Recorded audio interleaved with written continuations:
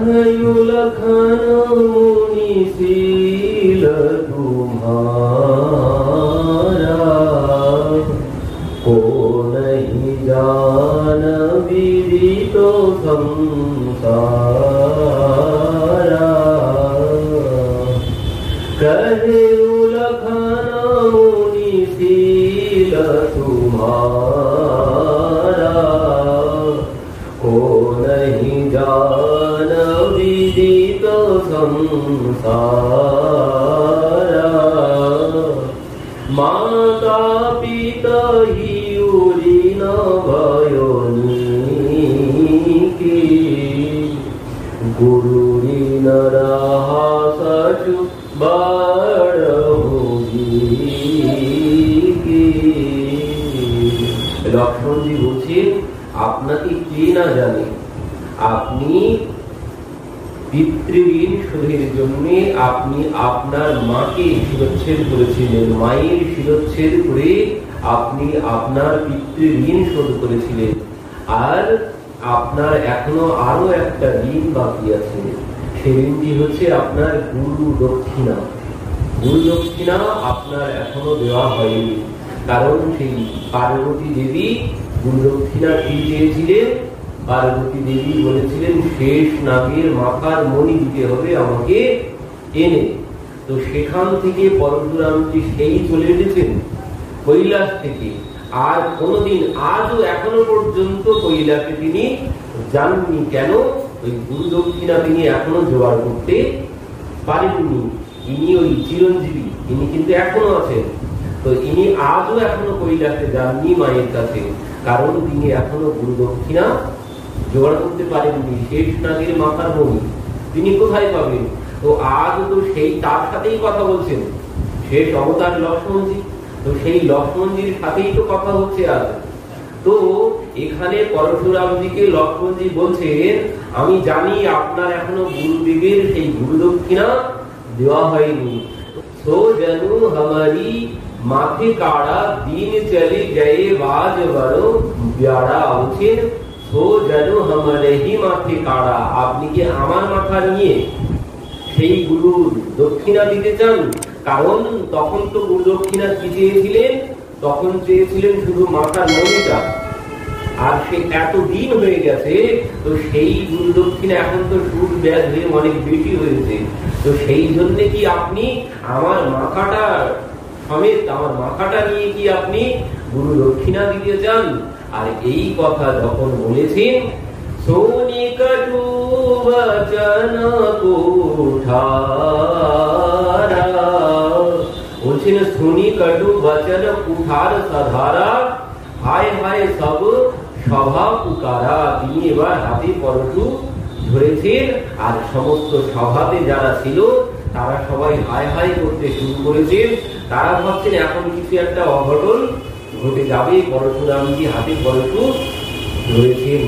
এবার বলছেন ভৃগুবর পরশু দেখ বহু মাহি, বিপ্র বিচারী বচহু নৃপ দ্রোহী। বলছেন লক্ষণের কটুবাক্য শ্রী পরশুরামজিকে পুনরায় উত্তেজিত করে তুলল। তো সেই জন্য তিনি পরশু নিয়ে পুনরায় ওনার দিকে এগিয়ে আসছেন, আর সমস্ত সভাসদ বৃন্দ ভাই ভাই করতে শুরু করেছেন। লক্ষ্মণজি বলছেন আপনি আমাকে কুঠারের ভয় দেখাচ্ছেন, কিন্তু আমি আপনাকে ব্রাহ্মণ বলে এখনো কিছু বলিনি। শুধুমাত্র আপনি ব্রাহ্মণ তাই আমি আপনাকে এখনো কোনো কথা বলিনি। আর এই কথা শুনে তিনি তো আরো তেলে বেগুনে জ্বলে উঠলেন।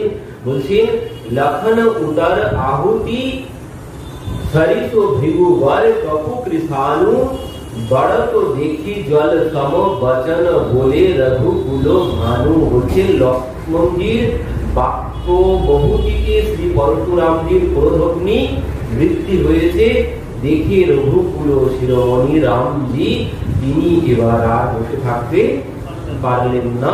তিনি এবার উঠে আস্তে আস্তে এসেছেন। এসে এবার কি বলছেন?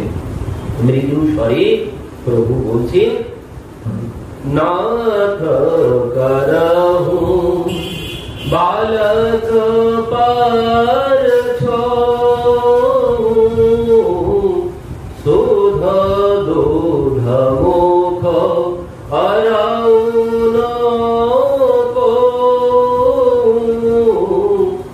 जो पही प्रभु प्रभाव कछु जाना तो की बराबरी कर तो आना।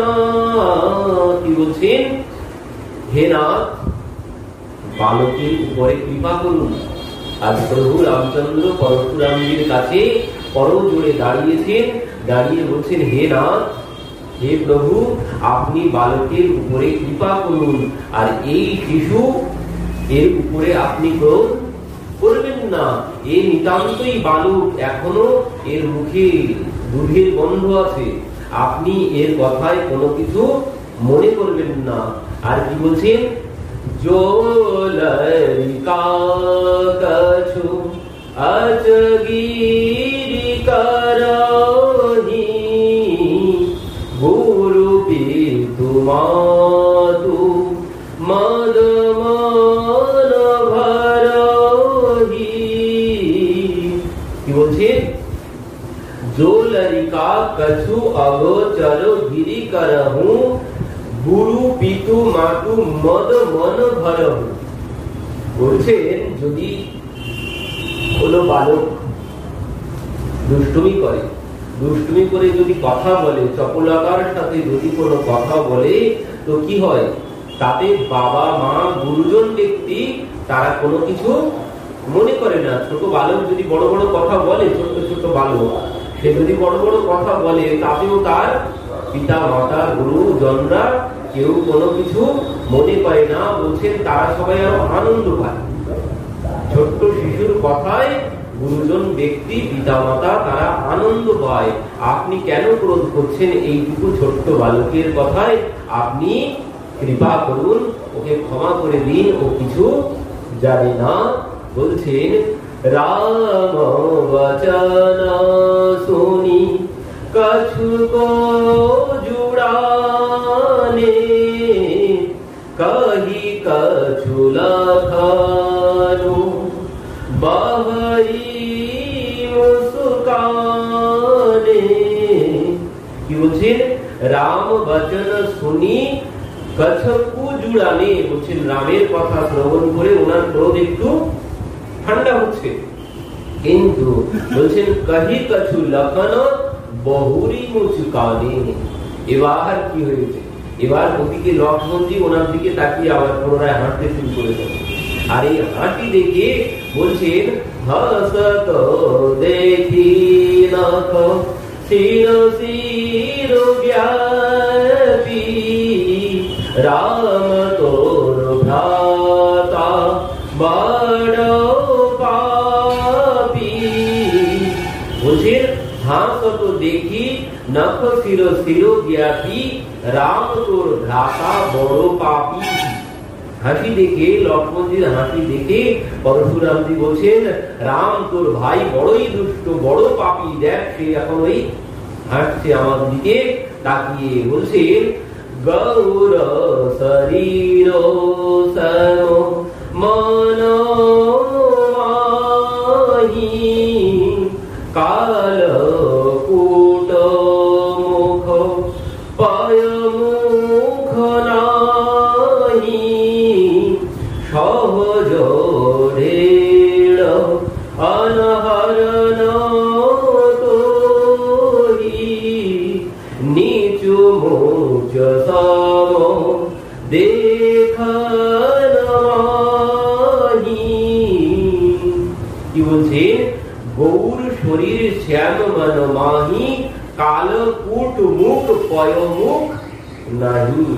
বলছেন, রাম তোর এই ভাই, এ তো তুই যে বলছিস তোর এই ভাই ছোট্ট, এর মুখে এখনো দুধ লেগে আছে। বলছেন, না, এর মুখে দুধ তো নেই, এর মুখে আছে বিষ। এ অত্যন্ত পাপী বালক, এর মুখে বিষ।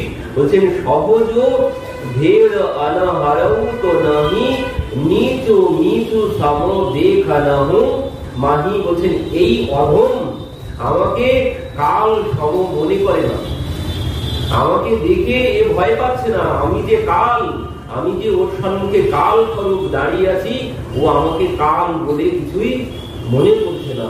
আর এই কথা যখন বলেছেন, লক্ষ্মণজি পুনরায় বলছেন, লক্ষণ कहु हसी सुनहु मुनि क्रोध पाप कर मूल, जे दिवस जन अनचित करहि चरहि विश्व प्रतिकूल। লক্ষ্মণজি বলছে, হে মুনিবর শুনুন, ক্রোধ হচ্ছে পাপের উৎস। তো আপনি এই ক্রোধের বশবর্তী হয়ে অনেক অনুচিত কর্ম, এই জগৎবাসী এই ক্রোধের বশবর্তী হয়েই সবাই অনুচিত কর্ম করে বসে, শুধুমাত্র এই ক্রোধের বশবর্তী হয়ে। তো আপনি কৃপা করে ক্রোধ সম্বরণ করুন। মাই তোমার অনুচর মুনিরায়া परिहरि को करिया टूट चाप नहीं जुरी रिसाने, बैठा होई पाए पिराने। কি বলছে, হে মুনি শ্রেষ্ঠ, আমি হলাম আপনার অনুচর। তো এবার দয়া করে ক্রোধ সম্বরণ করে আপনি শান্ত হন।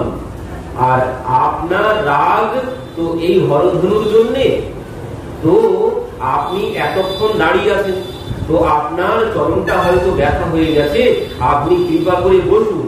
আর এই হরধনু ভেঙে গেছে, তার জন্য আপনার এত ক্রোধ। তো এক কাজ করি, আপনার যদি এই হরধনুর প্রতি এত মোহ থাকে, তো কি বলছে, যৌ অতি প্রিয় তো করৌ পায়ু, জরিও কৌ বড় গুণী বুলাও। কি বলছেন, যৌ অতি প্রিয় তৌ অরিয় উপাউ, জরিও কৌ বড় গুণী বুলাউ। বলছেন আপনার যদি অতি প্রিয় হয় এই ধনুর্বাণ, তো এখন এখানে কোনো বড় একজন কারিগর ডাকি, আর সেই কারিগর ডেকে আপনার এই ধনুর্বাণ সে পুনরায় জোড়া দিয়ে দেবে।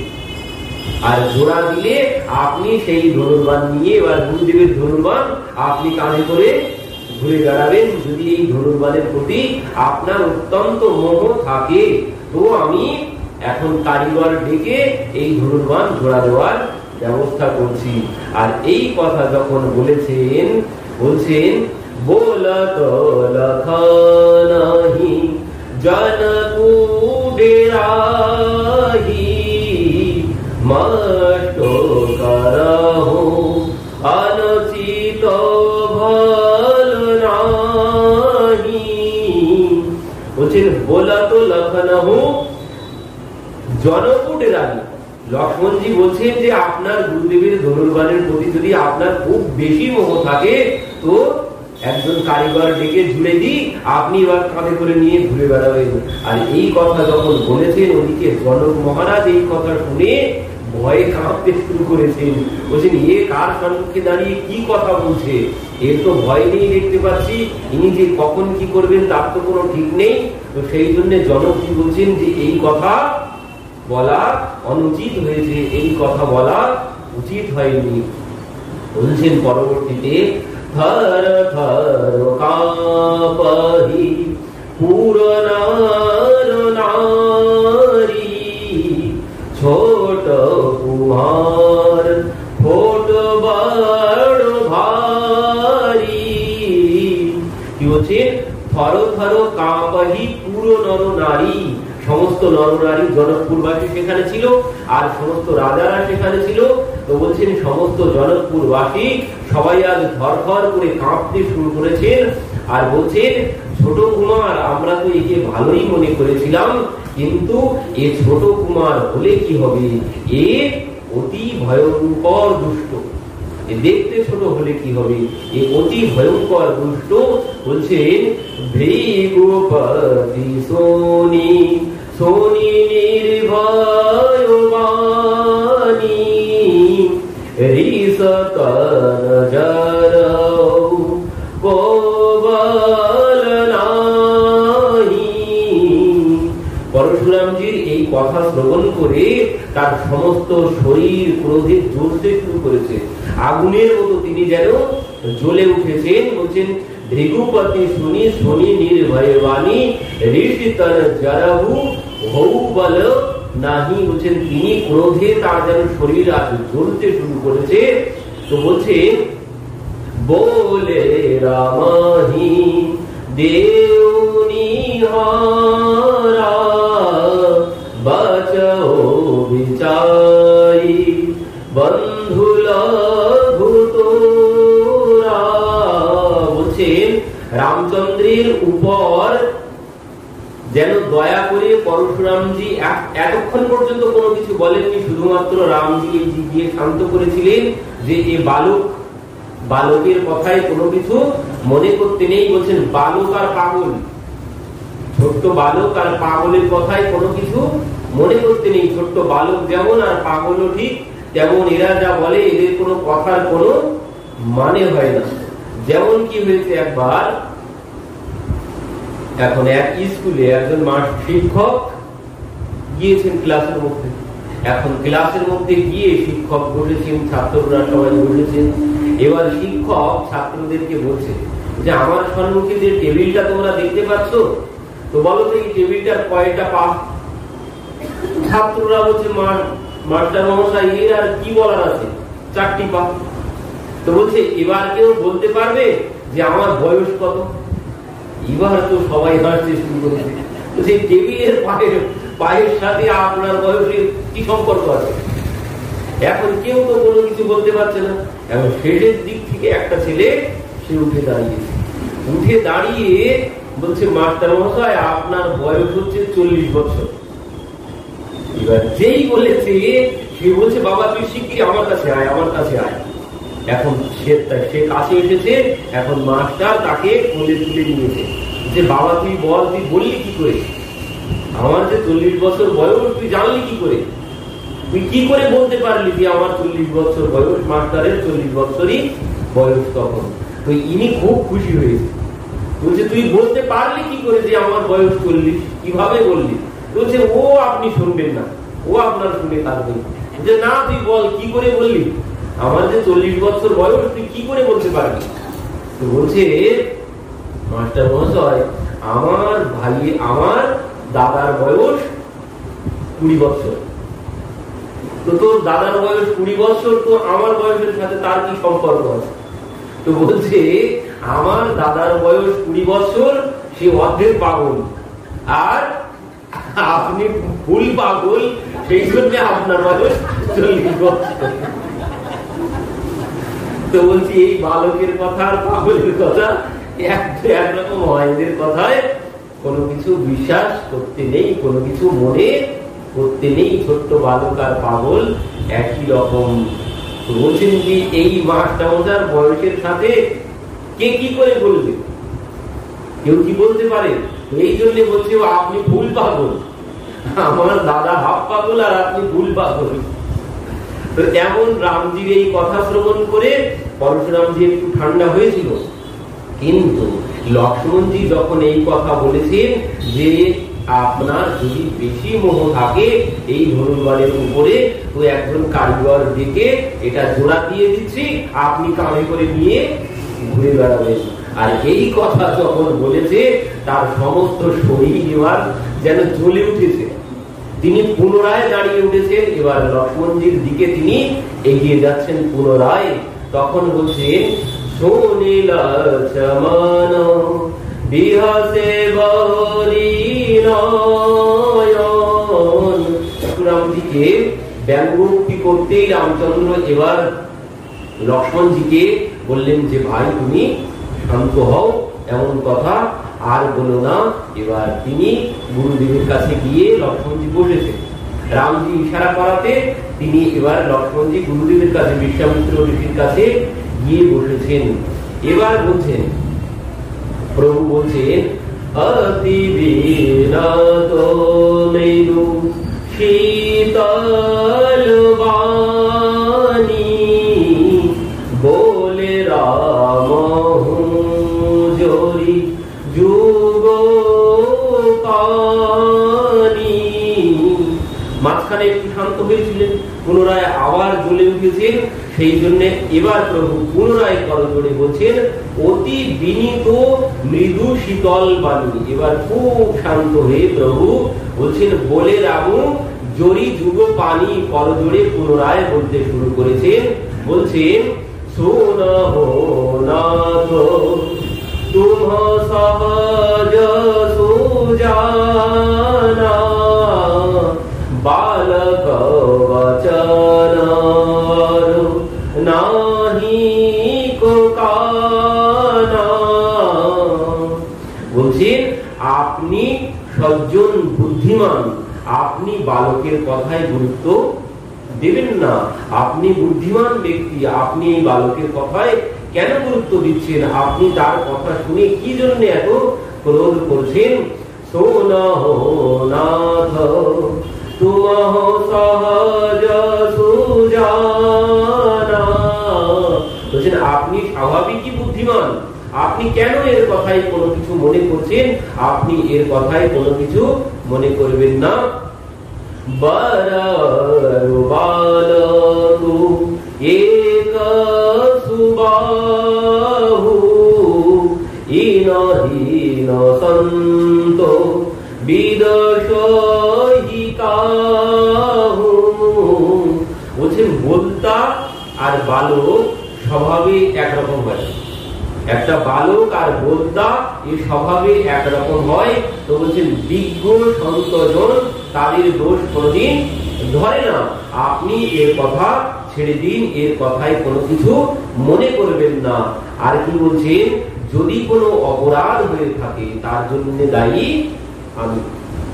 যদি আমার ভাই কোনো অপরাধ, কিছু কটু কথা আপনাকে বলে থাকে, তার জন্য অপরাধী আমি। বললেন, তেহি নাহি কাছু কাজ বিগারা অপরাধী মই নাথ তুমহারা। বলছেন, ও কোনো কিছু করেনি, যা করেছি আমি। যদি কোনো দোষ করে থাকি সেটা আমি করেছি, আমি ধনুর ভঙ্গ করেছি। তো আপনি যে শাস্তি দিতে চান সেই শাস্তি আমাকে প্রদান করুন।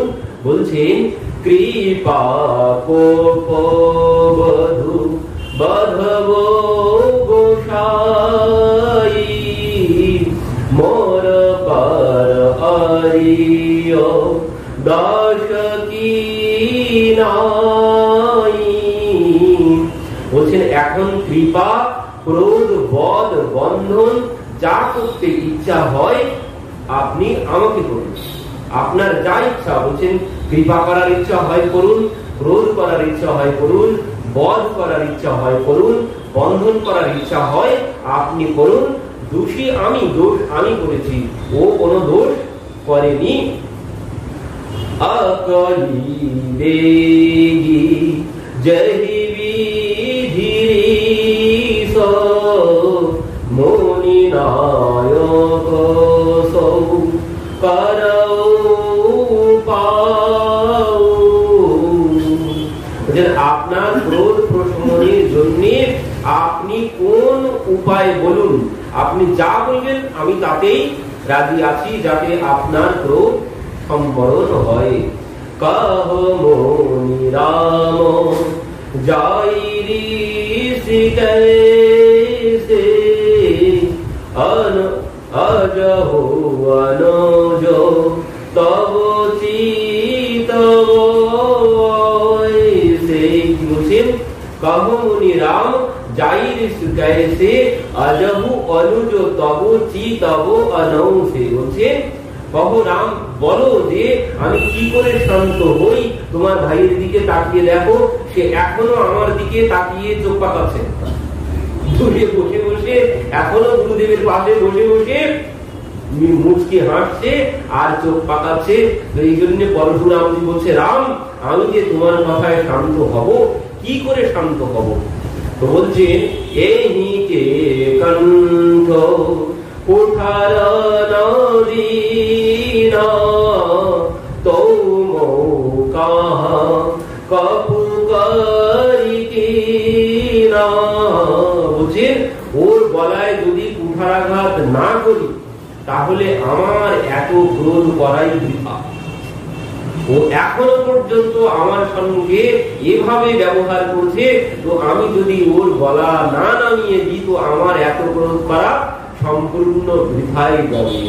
তো বলছে গর্ভ প্রবচি অবনিকল খনি শুনি কুঠার গতি ঘোর পরশু অছত দেখৌ জিয়ত গৌরী ভূপকিশোর। রাজ মহিষীদের আমার কথা শ্রবণ করে আমার কুঠার দর্শন করে ভয়ে তাদের গর্ভপাত হয়ে যায়, আর এই দুষ্ট বালক সে আমার দিকে ফিরে এখনো হাঁটছে। তো এ নিতান্তই আজ আমার ক্রোধের সম্মুখে বলি হতে চায়। তো বলছেন হাত দহরি ছাতি ভাকো ঠারু কুণ্ঠিত নৃপঘাতি। যে অত্যন্ত ক্রোধের জ্বালা, কিন্তু তার হাত চলছে না। তিনি তো ক্রোধে জ্বলে যাচ্ছে তার শরীর, কিন্তু তার হাত কিছুতেই, তিনি বলছেন যে ওকে ওর ঘর থেকে মুন্ডু নামিয়ে দেবেন, কিন্তু হাত চলছে না। কিসের জন্য? যেন যতবার এগোতে যাচ্ছেন হাতে পরশু নিয়ে, কিন্তু তিনি হাত উঁচু করতেই পারছেন না। তো বলছেন এত ভিতরে জ্বালা হচ্ছে, ক্রোধ সহ্য করতে পারছেন না, কিন্তু তবুও কিছু করতে পারছেন না। তো বলছেন আজু দয়া দেখু দুসাহু সাহাবা। বলছেন এই দয়া দেখাতে গিয়ে আমার ক্রোধের জ্বালায় আমি নিজে জ্বলে মরছি। আর বলছেন এই দয়া কি জন্য দেখাচ্ছি? বলছেন শুনি সৌমিত্রী বিহসি সুর নাবা। এবার পুনরায় লক্ষ্মণজি এই কথা শ্রবণ করে পুনরায় মাথা নিচু করে হাঁটতে শুরু করেছে। বলছেন একে দয়া দেখাতে চাচ্ছি না, তবুও যেন কোথা থেকে এই ক্রোধের মধ্যেই দয়া চলে আসছে। তার জন্য ক্রোধ তো যাচ্ছে না, কিন্তু এই দয়ার জন্য আমার হাতটাও যেন উঠছে না। তো এই জন্য আরো যন্ত্রণা ভোগ করছেন উনি। তো বলছেন কেন যে এমন হচ্ছে আমি কোনো কিছু বুঝতে পারছি না। এতক্ষণ আমার সম্মুখে কেউ কোনোদিন জীবিত থাকে না, তো আজ আমি কিছুতেই তার দিকে কোনো কিছু করতে পারছি না কেন, আমি এটাই কিছুতেই বুঝতে পারছি না। বলছেন देखो जनक हठी बालक ये हो कि न हो चाहतो जड़ मज पुरगे हो। বলছেন এই বালক এ যে ব্যবহার করছে এ নিশ্চয়ই আজ জমালয়ে যেতে চায়, এ আজ জমালয়ে যাওয়ার জন্যই আজ এমন ব্যবহার করছে, কিন্তু আমি তো কিছু করতে পারছি না। এতক্ষণ আমি কাউকে সহ্য করিনি। তো এই কথা শ্রবণ করে বলছেন দেখু জনকহু হটি বালক এহু। বলছেন এই বালকের দুষ্টুমি দেখে, এই বদমাইশি দেখে সবাই এবার জনকজি তিনিও ভয় পেয়ে গেছেন। পরশুরামজি বলছেন একে আমি এতক্ষণ কখন বধ করে ফেলতাম, কিন্তু কেন যে আমার হাতটা চলছে না আমি কোনো কিছু বুঝতে পারছি না। বেগি করহু নিগো আখিরটা দেখত ছোট খোট বলছেন বলছেন একে আমার সম্মুখ থেকে এক্ষুনি যদি কেউ না নিয়ে যায়, আমার যত কষ্ট হোক আমি একে জমালয়ে পাঠাবোই পাঠাবো। এই কথা যখন বলেছেন, বলছেন বেগি কারাহু কিনহি আঁখি নাহু ওটা, বলছেন বেগি তাড়াতাড়ি করে আমার সম্মুখ থেকে এখান থেকে একে কেউ সরিয়ে যদি না নিয়ে যায়, আমি একে জমালয়ে আজ পাঠাবোই পাঠাবো। আর এই কথা যখন বলেছেন, বিহাসে লখনো কাহা মানো মাহি মোদে আখি কতহু কৌনাহি। পরশুরামজি বলছেন একে আমি আর এক মুহূর্ত সহ্য করতে পারছি না, একে যদি কেউ বাঁচাতে চাও তো আমার সম্মুখ থেকে নিয়ে যাও, না হলে আমি একে এক্ষুনি এখানেই একে জমালয়ে পাঠাবো। আর এই কথা যখন বলেছেন, এর উপরে লক্ষ্মণজি কি বলছে, বলছেন মুদে আঁখি কতহু কহু নাহি। বলছেন আপনার আমাকে যদি আপনার দেখতে কষ্ট হয় তো আপনি চোখ বন্ধ করে নিন, আর আমাকে দেখতে পাবেন না। এ তো আরো তেলে বেগুনে চলে উঠেছেন। এই কথা তিনি এমনিতেই কোনো সম্বরণ করতে পারছেন না।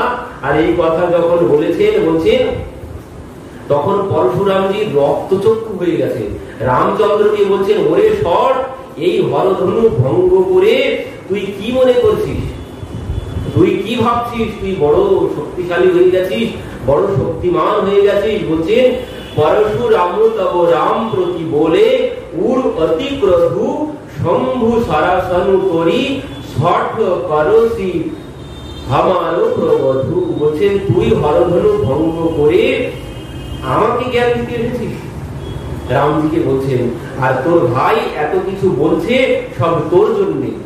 কি বলছেন, বন্ধু কাহাও কটু সম্মত তোরে তুছল বিনয় কর সুকর জোরে। কি বলছেন, বন্ধু কাহাও কটু সম্মত তোরে, বলছেন তোরই সম্মতিতে তোর ভাই এমন কথা বলছে। তুই যদি সম্মতি না দিতিস তাহলে তোর ভাই এমন কথা আমার সম্মুখে বলতে পারত না। কি বলছেন, করুপরিত সুমর সংগ্রাম নাহি তো ছাড় কাহাবহু রামা। বলছেন পরিপরত সুমোর সংগ্রামা, রাম তুই আমার সাথে যুদ্ধ কর, না হলে তোর এই রাম নাম ত্যাগ কর। বলছেন করু পরিতসু মোর সংগ্রামা, আমার সাথে সংগ্রাম কর, আমার সাথে যুদ্ধ কর। বলছেন নাহি তো ছাড় কবাহু রামা, বলছেন এই রাম নাম ত্যাগ কর। পরবর্তীতে বলছেন ছলু তাজু করহি সমর বন্ধু সহিত নতু মারহু তো। বলছেন রাম তুই ছলনা ত্যাগ করে তোরা দুইজন আমার সাথে যুদ্ধ কর, আর না হলে আমি তোদের দুইজনাকেই যুদ্ধে পরাস্ত করবো। বলছে বন্ধু সহিত ন মারহু তোহি, বলছেন তোর ভাই সহ তোকে আমি বধ করবো। তুই আমার সম্মুখে এক্ষুনি যুদ্ধ করতে শুরু কর, তোর এই ছল চাকরি আমি আর সহ্য করতে পারছি না। ভৃগুপতি কাবাহু কঠোর উঠাই মন মুস্কাহি রাম শিরোনাই। তো পরশুরামজি কুঠার হাতে তুলে নিয়েছেন। পরশুরামজি যেই হাতে কুঠার তুলে নিয়েছেন, রামচন্দ্র তখন মাথা নিচু করে মনে মনে হাসছেন। এবার কি বলছেন, বলছেন দোষ করলো আমার ভাই। পরশুরামজি লক্ষ্মণজিকে বধ করতে চলেছেন। এবার রামজি বলছে দোষ করলো আমার ভাই, তো আমার কেন তিনি ক্রোধ দেখাচ্ছে? আমি তো গিয়েছিলাম ক্রোধ সম্বরণ করার জন্য, কিন্তু পরশুরামজি এবার বলছে আমি তোকে বধ করব, তোর সম্মতির জন্যই তোর ভাই এত কিছু বলছে। রাম তুই এখনো একবারও বলিসনি যে লক্ষ্মণ তুই ঠান্ডা হ, এখনো একবারও রামজি জোরে বলেননি, ইশারায় হয়তো বলেছেন, কিন্তু পরশুরামজি সে কথা শুনতে পাননি। তো বলছেন তোর সম্মতি আছে বলে তোর ভাই এমন ব্যবহার করছে, তো আমি আজ তোকেই তোর শিরচ্ছেদ করবো আমি। এবার এই কথা যখন বলেছেন, রামজি বলছেন হায় হায়, আমি গেলাম শান্ত করতে, আমি তো কোনো কথা বলিনি, তো আমাকে ক্রোধ কেন দেখাচ্ছেন?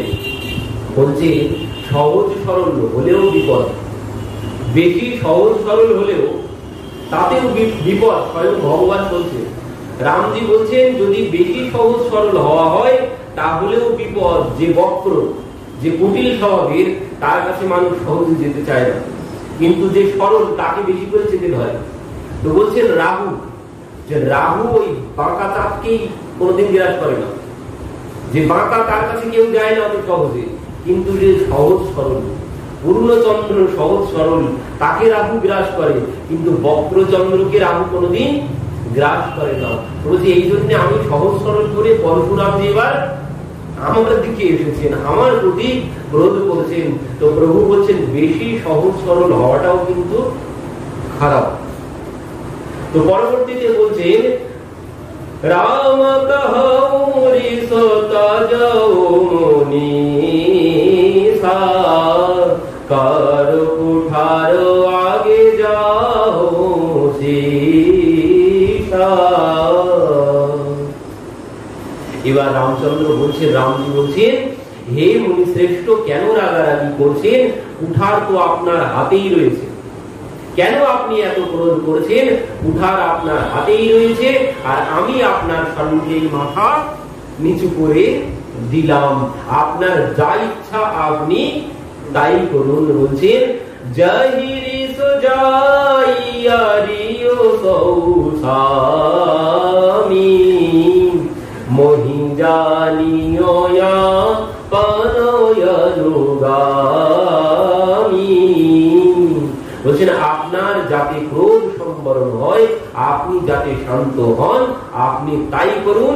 আমি আপনার অনুগামী মাত্র, আমি আপনার দাস, আপনার সম্মুখে আমি এই মাথা নিচু করলাম, আপনার হাতেই কুঠার আছে, আপনার যা মনে বাসনা হয় আপনি তাই করুন। এই কথা যেই বলেছেন, বলছেন প্রভু সেবা কহি সোমরু কসত জহু বিপ্রবারসু বেশু বিলোকে কহসি কছু বালক নাহি দোষু। বলছেন প্রভু আর সেবকের মধ্যে কোনোদিন যুদ্ধ সম্ভব নয়, প্রভুর সাথে সেবকের সাথে কোনোদিন যুদ্ধ সম্ভব নয়।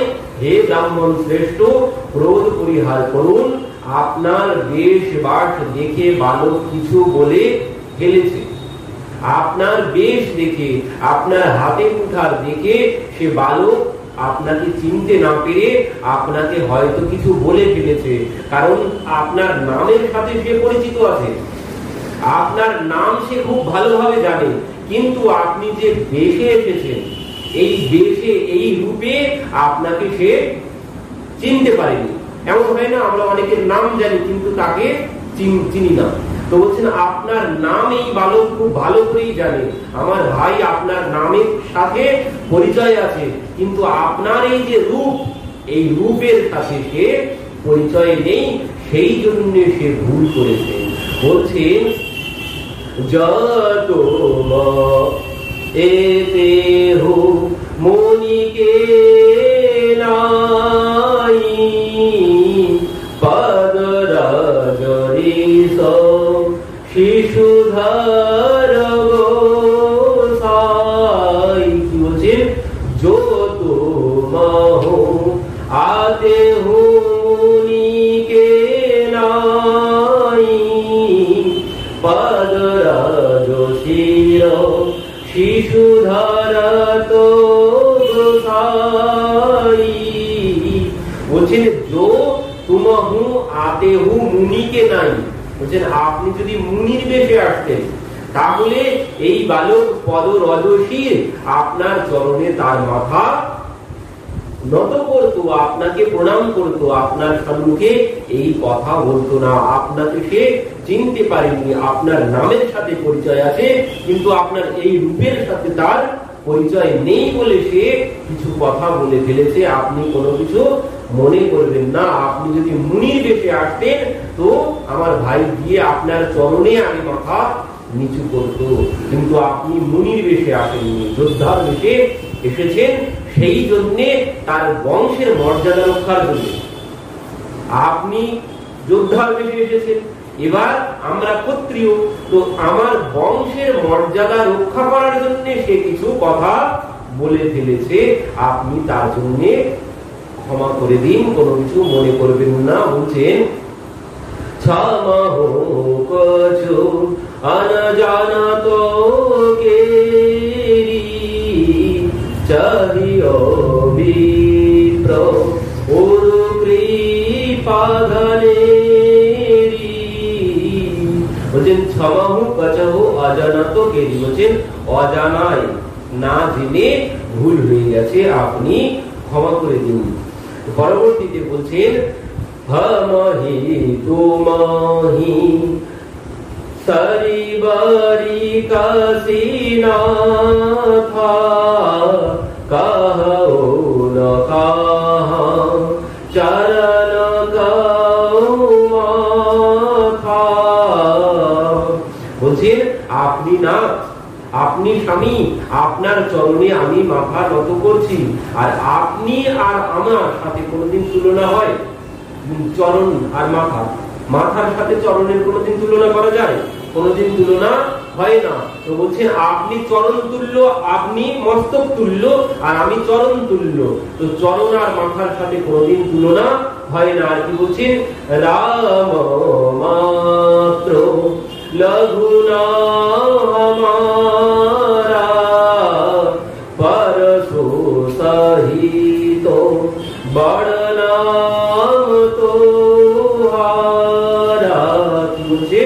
राम मात्र लघु नाम हमारा, এই যে দীনতা, কতদিন বলছিলাম না, দীনতা একমাত্র ভগবানের মধ্যেই আছে, আর ভগবানের যিনি প্রকৃত ভক্ত তার মধ্যে আছে। তো ভগবান দীনতা দেখাচ্ছেন, বলছেন আপনি কোথায় মস্তক তুল্য আর আমি কোথায় চরণ তুল্য, আমি কেউ তো চরণ তুল্য আমি। আর কি বলছেন, বলছে রাম মাত্র লঘু নাম হামারা, আমার নাম শুধুমাত্র রাম, ছোট্ট নাম, আর আপনার নাম কি? বলছেন পরশু সহিত বড় নাম তুহারা। বলছেন আপনার নাম কি? পরশু সহিত, মানে পরশু রাম, আমার নাম ছোট্ট রাম, আর আপনার নাম পরশু রাম। তো বড় কে? আপনি বড়, আপনার নাম বড়, আপনি বড়।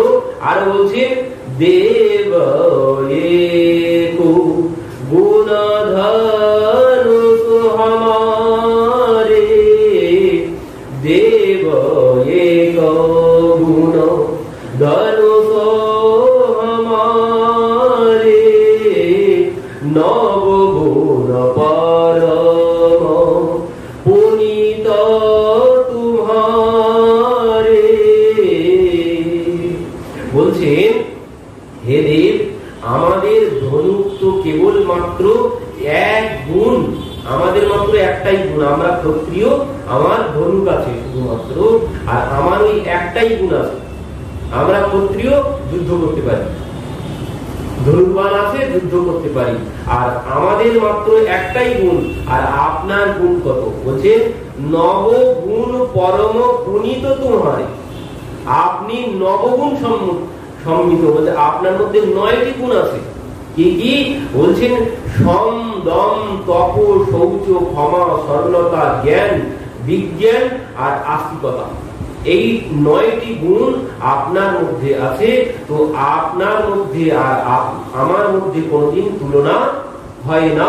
তো আপনি সব প্রকার হম তুম সরহারে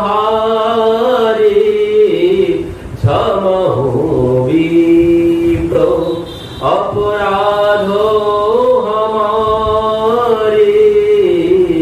বলছে সব প্রকার হাম তুম সনহারে, সব দিক থেকেই আমি হেরে গেছি, আমি সব দিক থেকেই আপনার কাছে ছোট। বলছেন সমহু বিপ্র, আপনি ক্ষমা করুন ব্রাহ্মণ দেবতা, আমি সব দিক থেকেই আপনার কাছে ছোট, আমি আপনার সাথে যুদ্ধ করারও যোগ্য নই। পরবর্তীতে বলছেন বার বার মুনি विप्रवर कहाँ राम सन राम बोले भृगुपति स्वरसो सहित बंधु समोबाम। বলছেন এই রাম, তুই বারবার বলছিস বিপ্র মুনি এই সমস্ত কথা আমি শুনতে চাই না। তোর অনুজ এ বধের যোগ্য, আমি তাকে বধ করব, তুই আমার সাথে যুদ্ধ কর। তুই আমাকে পতিত ব্রাহ্মণ মনে করিস, আমাকে যেমন তেমন ব্রাহ্মণ ভাবিস, আমি কেমন বিপ্র তুই জানিস না। আমার ক্রোধের সম্পর্কে তোর কোনো ধারণা নেই, আমার ক্রোধ আগুনের মতো, আমাকে তুই জানিস না। বলছেন চতুরঙ্গ সেনা সুন্দর, বলছেন আমি ওই যজ্ঞে সোহা মন্ত্র বলে আহুতি দেওয়া হয়, তো সেই আহুতি বলছেন আমি কিভাবে করেছি যজ্ঞ, বলছেন আমি যে কত যজ্ঞ করেছি তার কোনো হিসাব নেই। আর সেই যজ্ঞে আহুতি দিয়েছি কি, বলছেন এই সোহা বলার জায়গায় আমি কি বলেছি, বলছে আমি রাজাদের নাম বলেছি।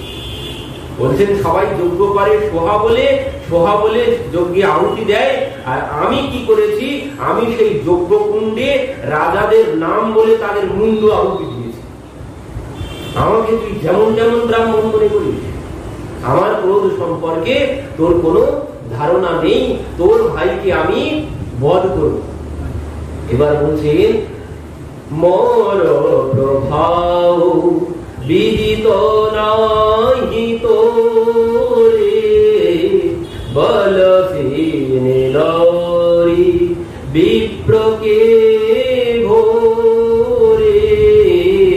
বলছেন আমাকে সাধারণ ব্রাহ্মণ ভেবে তোরা অনাদর করছিস, হরধনু ভঙ্গ করে তোদের অহংকার হয়েছে।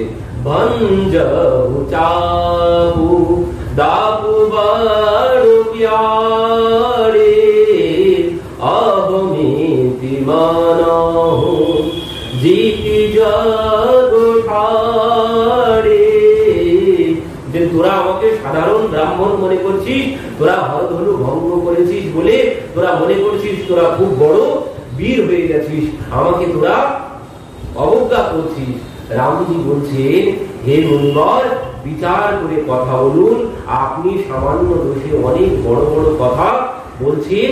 এই হরধনু তো পুরানো হয়ে গিয়েছিল, স্পর্শ করাতেই সে 2 খণ্ড হয়ে গেছে, এতে অহংকারের কোনো কিছুই নেই, আমি কোনো অহংকার আমার এতে নেই। বলছেন ছুঁয়াত হি টুট পিনাক পুরানা, বলছেন ধনুর্বাণ স্পর্শ করতেই পুরানো ধনুর্বাণ ভেঙে গেছে। মই কেহি হেতু করৌ অভিমান, বলছেন আমি কি জন্য অহংকার করব, এতে অহংকার করার কোনো কিছুই নেই। বলছে আমি হাত দিয়ে তুলেছি আর ভেঙে 2 খণ্ড হয়ে পড়ে গেছে, এর মধ্যে কোনো অহংকার আমার এখানে নেই, আমি কোনো অহংকার করছি না। পরবর্তীতে বলছেন जो हम निदर ही विप्र बद सत्य सुन भृगुना तो असको जग सुभटु जेहि भयवास न वही मान। বলছেন হে ভৃগুনাথ, যদি আমার সত্য আপনাকে ব্রাহ্মণ বলে অনাদর করে থাকি, বলছেন যদি আমরা আপনাকে অনাদর করে থাকি তাহলে শুনে রাখুন জগতে এমন যোদ্ধা কোথাও আছে যে তাকে আমরা তার কাছে মাথা নত করব, যে আমরা আপনার কাছে মাথা নিচু করেছি, জগতে আর কে আছে যার কাছে আমরা মাথা নিচু করব? এমন কেউ নেই এই জগতে মাথা নিচু করার মতো, কিন্তু আপনি আছেন, আপনার কাছে আমরা মাথা নিচু করেছি, আমি মাথা নত করেছি, তো আপনাকে অসম্মান কোথায় করলাম, এ কথা বোঝাতে চাইছেন। পরবর্তীতে বলছেন দেবদনুজ ভূপতি ভট নানা সমবল অধিক ভৌবলবানা। বলছেন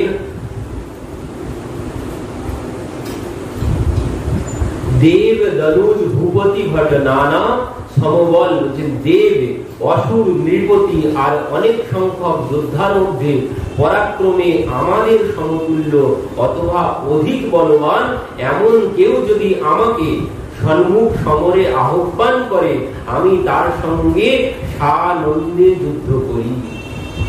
বলছেন সে যেই হোক, যে আমাকে সম্মুখে আহ্বান করবে যুদ্ধ করার জন্য, তাই সে দেব হোক, অসুর হোক, নৃপতি হোক, যে আমাকে যুদ্ধে ডাকবে আমি তার সাথে যুদ্ধ করি। কিন্তু আপনার সাথে যুদ্ধ করার মতো সাহস আমার নেই। তাহলে আমি অহংকার কোথায় করছি? এতক্ষণ আপনার সাথে যুদ্ধ করতে পারতাম। আমাকে যদি কেউ বলে যে দেব, অসুর, যেই বলবে তার সাথে আমি যুদ্ধ করি, কিন্তু আপনার সম্মুখে আমি এখনো যুদ্ধ করিনি। তো বলছেন ক্ষত্রিয় দেহ ধারণ করে যুদ্ধের ভয় আমি কোনোদিন পাই না, তবু আপনার সম্মুখে আমি মাথা নিচু করে আছি। প্রভু এবার কথা আস্তে আস্তে ঘুরিয়ে নিচ্ছেন, কিন্তু এবার বলছেন যে আপনার সম্মুখে ক্ষত্রিয় হয়েও আমি মাথা নিচু করে আছি। বলছেন গাহো সুবাহুন কুলহি প্রশংসি কালহু দরহীন রান রঘুবংশী। বলছেন রঘুবংশী কালকেও কোনোদিন ভয় পায় না। আর উন্নত সব দূরের কথা। বলছেন কালকেও কোনোদিন রঘুবংশী ভয় পায় না। রাম রমাপতি করধনুলে। এবার কি হয়েছে? এবার প্রভু এই কথা যখন বলেছেন যে সূর্য বংশের কেউ রঘুবংশী, কেউ কোনোদিন যুদ্ধে ভয় পায় না, এই বলেই তিনি ধনুর্বাণ এবার কাঁধ থেকে নামাতে গেছেন। আর যেই ধনুর্বাণ কাঁধ থেকে এইভাবে নামাতে গেছেন, সঙ্গে সঙ্গে উত্তরীয় হাত দিয়ে বেঁধে সরে গেছে। আর যেই এখান থেকে উত্তরীয় সরে গেছে, বক্ষে চোখ পড়েছে, এখানে কি আছে? এখানে সেই পদচিহ্ন আছে। আর সেই চরণ চিহ্নের দিকে এনার নজর পড়েছে। আর যেই নজর পড়েছে, ইনি এবার ভাবছেন হায় হায়, আমি তাহলে কার সম্মুখে দাঁড়িয়েছি? ভগবানের অবতার কি তাহলে হয়ে গেছে নাকি? এবার এই জন্য তার মধ্যে সংশয় এসে গেছে। এবার ভগবান ধনুর্বাণ হাতে নিয়েছে, ধনুর্বাণ যেই হাতে নিয়েছেন, এবার পরশুরামজিও পরশু উঁচু করেছে। এবার উঁচু করে দাঁড়িয়ে আছেন, কিন্তু আর হাত কিছুতেই নড়ছে না। স্ট্যাচু পাথর হয়ে গেছে, আর হাত কিছুতেই নড়ছে না। তখন বলছেন রাম রমাপতি করধন লেহু হে চহু মিটহু মোর সন্দেহু। আমার মধ্যে সংশয় রয়েছে, তো সেই সংশয় এদিকে হাত চলছে না। এবার বলছে যে আমার এই যে ধনুর্বাণ আছে, এই ধনুর্বাণে তুমি বাণ যোজনা করো, বাণ যোজনা করে আমার সংশয় দূর করো। এবার যেই বলেছেন, সঙ্গে সঙ্গে ধনুর্বাণ এইভাবে কাঁধ থেকে বার করে দিতে হয়নি। বলছেন এই নাও, আমার এই ধনুর্বাণে তুমি বাণ যোজনা করো বলে তিনি এইভাবে হাত দিয়ে ধনুর্বাণটা দিতে যাবেন। তো বলছেন আর দিতে হয়নি, ধনুর্বাণ কাঁধ থেকে বেরিয়ে ভাসতে ভাসতে প্রভুর হাতে গিয়ে উপস্থিত হয়েছে। আর এই দেখেই তো পরশুরামজির চোখগুলো বড় বড় হয়ে গেছে। বলছেন রাম রমাপতি করধন লেহু হে চহু মিটহু মোর সন্দেহু। দেত চাপু আপহি চলে গাও পরশুরাম মন বিস্ময় ভাও। পরশুরামজি এবার বিস্মিত হয়ে গেছেন। পরশুরামজি এবার বুঝলেন যে তাহলে ভগবানের অবতার হয়েই গেছে। না হলে আমার হাত ওনার মুখে চরণ চিহ্ন, আমার হাত এদিকে আর চলছে না, ধনুর্বাণ এদিকে এমনি এমনি চলে গেল। এই তিনটি ঘটনা যখন ঘটেছে, তিনি তখন বিস্মিত হয়ে গেছেন। তিনি ভাবছেন তাহলে ভগবানের অবতার হয়ে গেছে। বলছেন জানা রাম প্রবাহু তব পুলক প্রফুল্লিত গান জোরি পানি বলে বচন হৃদয় প্রেম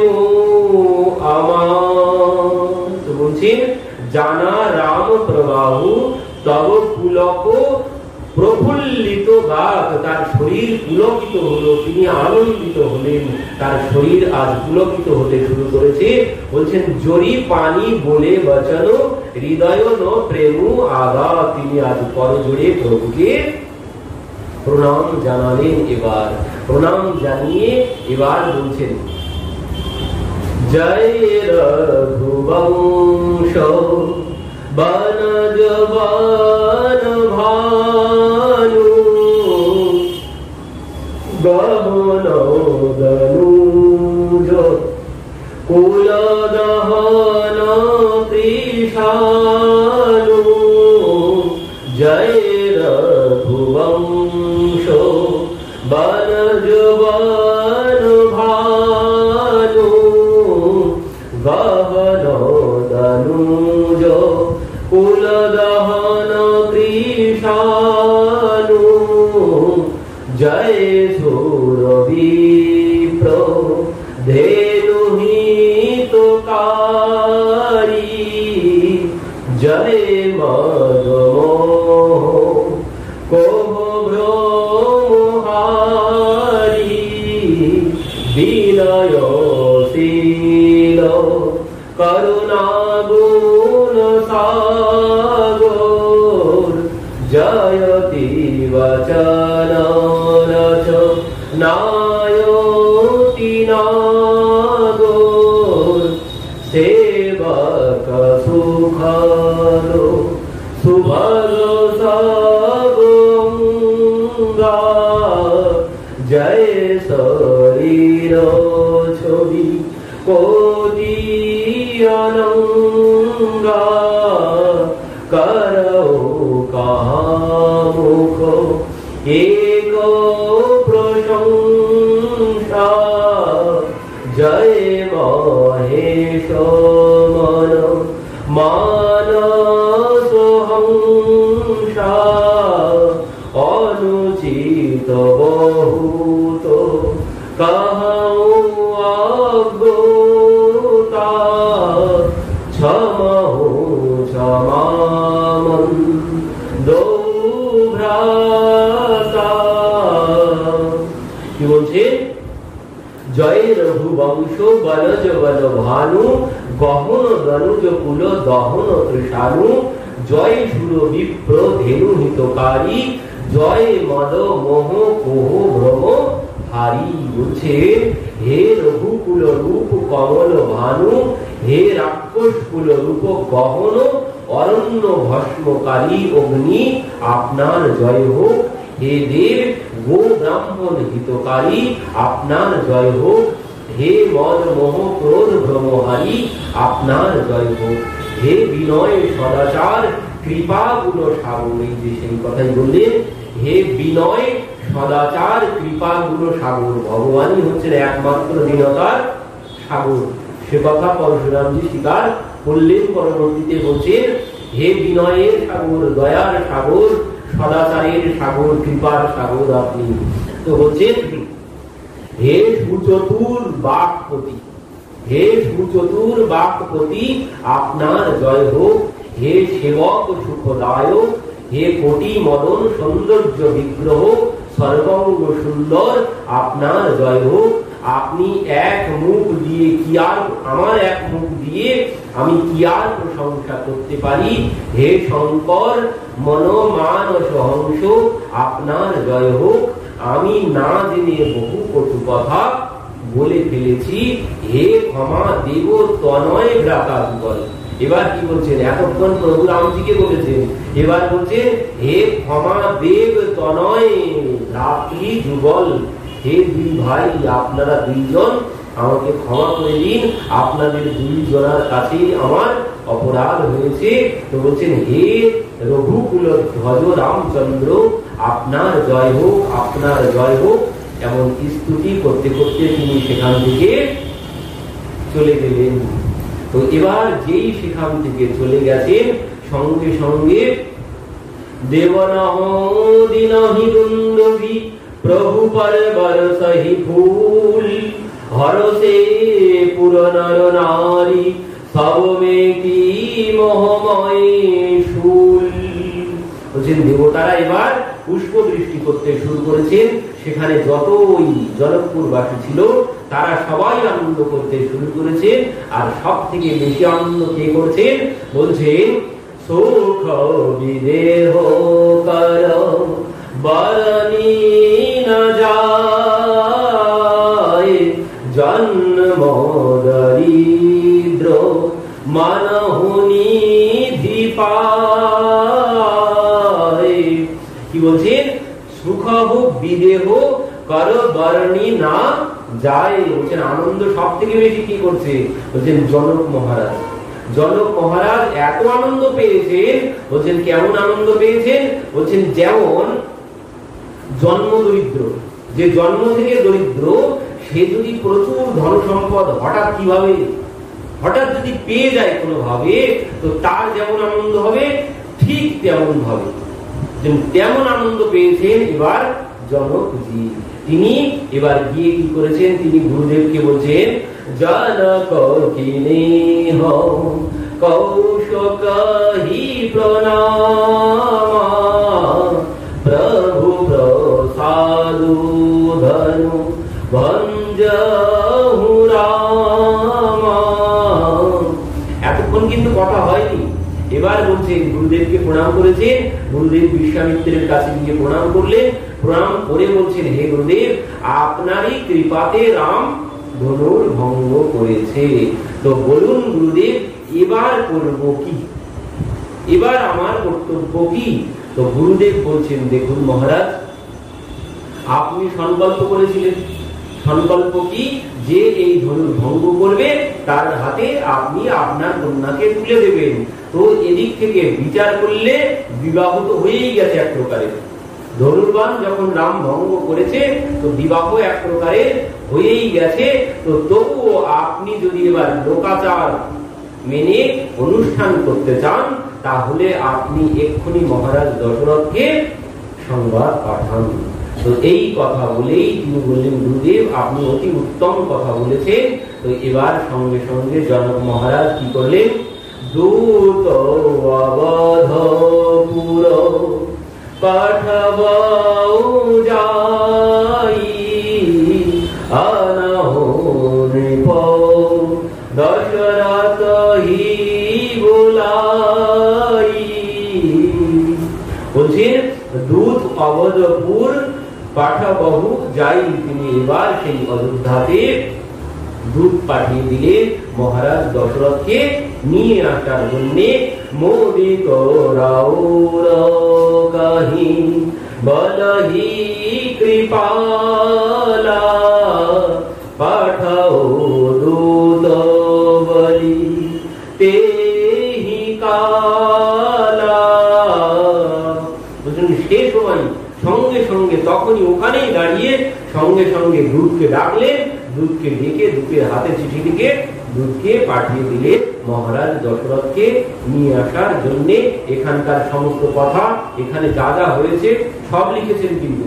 তো মহারাজ জনক একটি চিঠি দিয়েছেন, প্রভু রামচন্দ্র একটি চিঠি দিয়েছেন। দুইটি চিঠি নিয়ে এবার দূত চলে গেলেন অযোধ্যাতে।